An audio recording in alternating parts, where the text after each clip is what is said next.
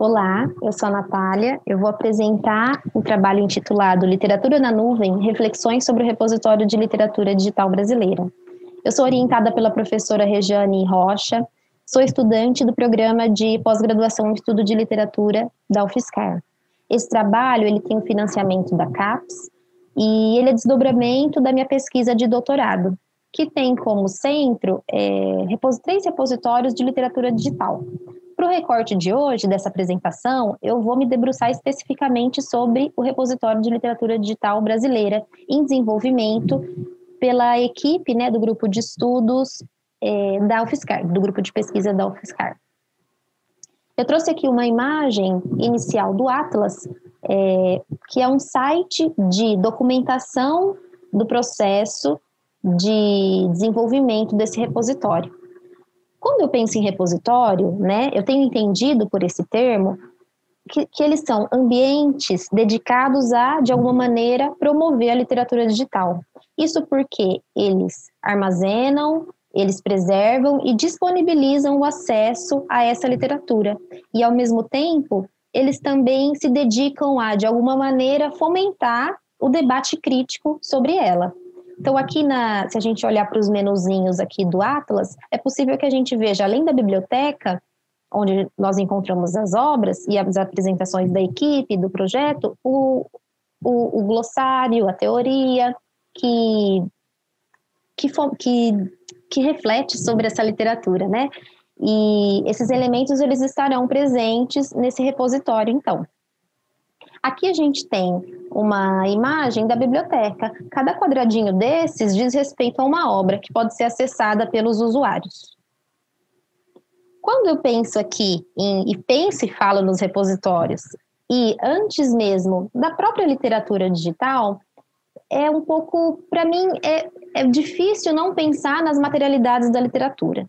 Por materialidades da literatura, segundo o Roger Chartier, eu tenho entendido e levado em consideração os meios materiais, nos quais essas obras elas são criadas e a partir dos quais elas são criadas e as possibilidades que esses meios, então, dão de circulação e de mediações.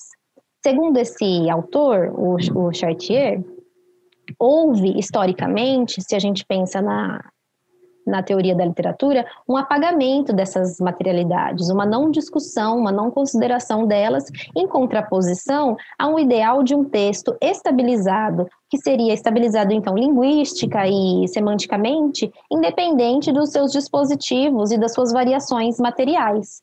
E quando, nos momentos atuais, por exemplo, os leitores se deparam com uma leitura de uma literatura feita em tela, de maneira digital, e que, portanto, mobiliza um computador, um dispositivo digital, algum sistema informático, há recorrentemente reações de estranhamento, ou ainda, num primeiro momento, de consideração dessa materialidade, Leva-se, então, agora em consideração essa materialidade. Bom, tendo isso como pressuposto, eu queria falar um pouquinho sobre esse recorte que eu estou apresentando aqui hoje.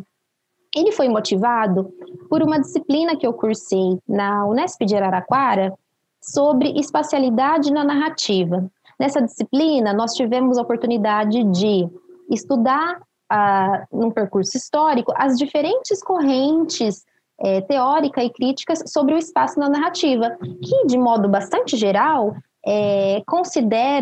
discutem o espaço trazido pela narrativa num sentido assim, temático, da localização, geográfica. E como nessa disciplina nós tínhamos como avaliação final a elaboração de um ensaio crítico, de um artigo que mobilizasse o nosso corpus de pesquisa, no meu caso o repositório, os repositórios, e essa ferramenta crítica e teórica discutida durante o semestre, eu comecei a pensar, eu comecei a me preocupar, digamos assim, sobre como relacionar os repositórios com essa discussão da espacialidade. Então, a proposta que eu desenvolvi foi justamente a de entender os repositórios como um espaço, uma vez que eu não tinha como um objeto, não tenho, como um objeto de pesquisa, uma narrativa em específico. sobre a qual eu pudesse me debruçar. Então, eu propus a análise do repositório como um espaço, entendendo ele como um território no qual um território que abriga as diferentes obras, as diferentes discussões críticas. Tendo isso em mente, e desenvolvendo esse ensaio, em algum momento eu me deparei então com o termo da nuvem, né? A metáfora da nuvem, que a gente usa de maneira recorrente nos dias de hoje. Isso porque o repositório ele é todo abrigado virtualmente, na nuvem virtual. Então, e aí eu me lembrei das discussões de uma outra professora que durante as aulas problematizou essa metáfora da nuvem com a gente, né, com os alunos, como uma criação simbólica que aparentemente é inocente, mas que poderia ser perigosa, uma vez que ela traz a imagem da nuvem, que seria um elemento etéreo, talvez limpo, ao mesmo tempo passageiro, mas onipresente, para, na verdade, nomear mecanismos que não são imateriais, que são materiais, que são sofisticados e geridos, né, por empresas privadas, por corporações.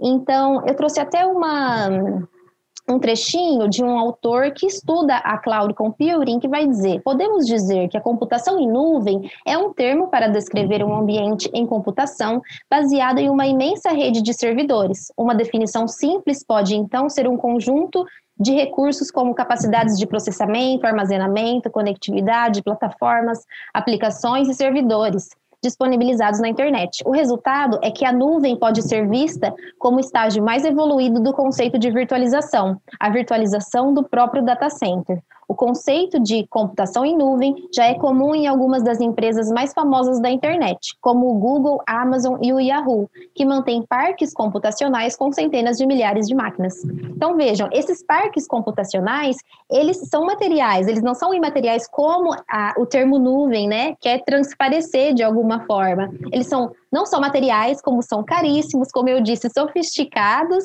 e muitas das vezes demandam uma mão de obra especializada para lidar com eles. E é por isso que eu levei em consideração a discussão dessa professora sobre a metáfora da nuvem, e a partir disso pensei que essa metáfora, por apagar esses mecanismos, ela, de certa maneira, ajuda no apagamento das materialidades da literatura. Por isso que eu coloquei aqui desmaterialização da literatura. Então, ela reforça essa desmaterialização da literatura e, ao fazer isso, reforça a desmaterialização, o apagamento de todas as negociações que acontecem justamente por conta dessas materialidades. Então, no caso do repositório, como eu tenho acompanhado o desenvolvimento dele desde o começo da minha pesquisa, eu pude perceber, por exemplo, que há muitas negociações, há negociações complexas sobre o estabelecimento, a autorização do acesso à nuvem. Então, uma das primeiras questões, quando se pensou no repositório, foi onde ele vai ser alojado, né? Ele vai estar na nuvem da instituição, numa nuvem privada. Se é da instituição, da universidade, a universidade atualmente utiliza os pacotes do Google. Então, ele vai utilizar a nuvem do Google. Isso significa que a propriedade disso, em alguma medida, vai ser dessa corporação. O que isso quer dizer, né? Então, eu tenho entendido esse espaço do repositório e na nuvem como um espaço que traz consigo uma rede de negociações complexas que integram diversos agentes e que, se a gente apagar essas materialidades, se a gente não problematizar esse termo da nuvem, pode ficar em segundo plano essas negociações. E, para mim, essas negociações, elas são também uma atividade literária e importantes para o estabelecimento de uma determinada literatura. Para afirmar isso, eu estou me baseando nas proposições do Evan Zohar, né, que é um crítico que considera que, no termo literatura, o termo não deve se restringir à literatura, às obras, né, e que ele deve incluir consigo diferentes movimentos que estabelecem essas obras como canônicas ou que fazem elas se movimentar no sistema literário. Bom, essa foi minha apresentação, as reflexões que eu pude trazer, e essas aqui são as referências, bibliográficas que eu utilizei para fazer essa apresentação. Muito obrigada.